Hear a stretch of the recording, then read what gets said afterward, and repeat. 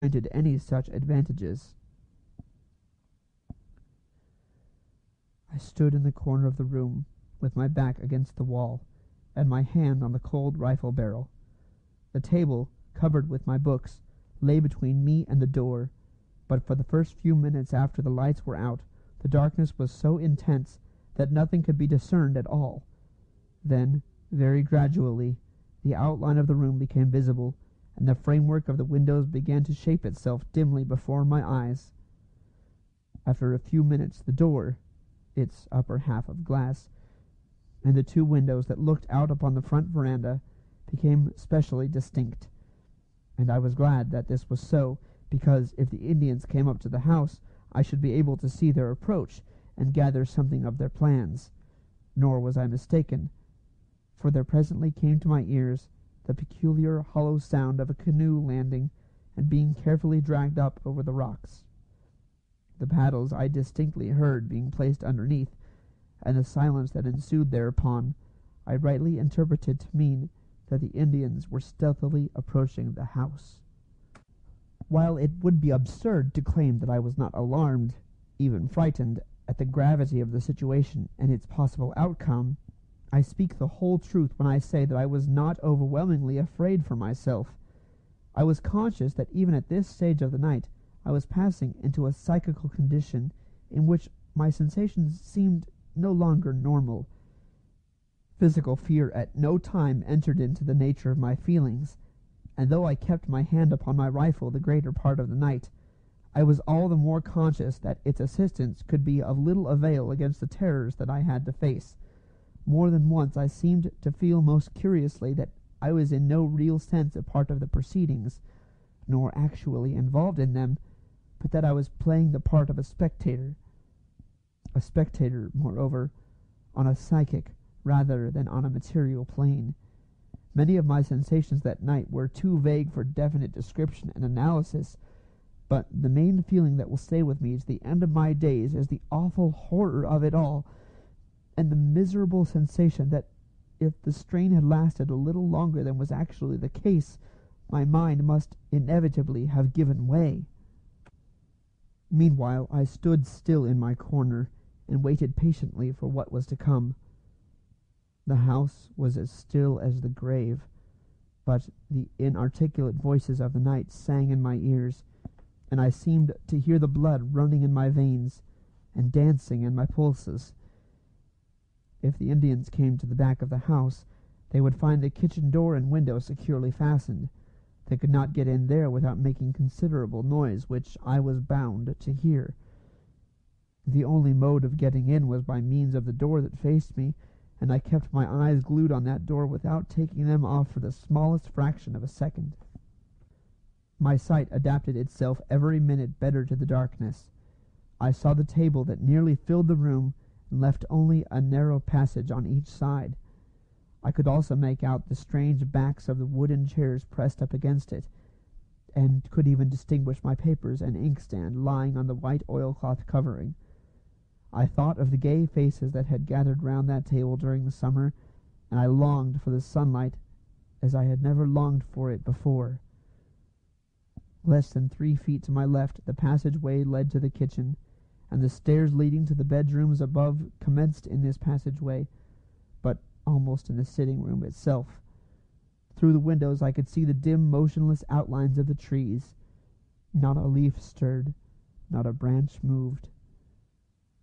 A few moments of this awful silence, and then I was aware of a soft tread on the boards of the veranda, so stealthy that it seemed an impression directly on my brain rather than upon the nerves of hearing. Immediately afterwards a black figure darkened the glass door, and I perceived that a face was pressed against the upper panes. A shiver ran down my back, and my hair was conscious of a tendency to rise and stand at right angles to my head. It was the figure of an Indian, broad-shouldered and immense. Indeed, the largest figure of a man I have ever seen outside of a circus hall. By some power of light that seemed to generate itself in the brain, I saw the strong dark face, with the aquiline nose and high cheekbones flattened against the glass. The direction of the gaze I could not determine, but faint gleams of light as the big eyes rolled round and showed their whites told me plainly that no corner of the room escaped their searching. For what seemed fully 5 minutes, the dark figure stood there, with the huge shoulders bent forward so as to bring the head down to the level of the glass, while behind him, though not nearly so large, the shadowy form of the other Indian swayed to and fro like a bent tree. While I waited in an agony of suspense and agitation for the next movement, little currents of icy sensation ran up and down my spine, and my heart seemed alternately to stop beating and then start off again with terrifying rapidity. They must have heard its thumping and the singing of the blood in my head. Moreover, I was conscious, as I felt a cold stream of perspiration trickle down my face, of a desire to scream, to shout, to bang the walls like a child, to make a noise, or do anything that would relieve the suspense and bring things to a speedy climax. It was probably this inclination that led me to another discovery, for when I tried to bring my rifle from behind my back to raise it and have it pointed at the door ready to fire, I found that I was powerless to move. The muscles, paralyzed by this strange fear, refused to obey the will. Here, indeed, was a terrifying complication.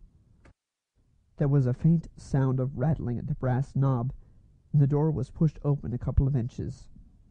A pause of a few seconds, and it was pushed open still further.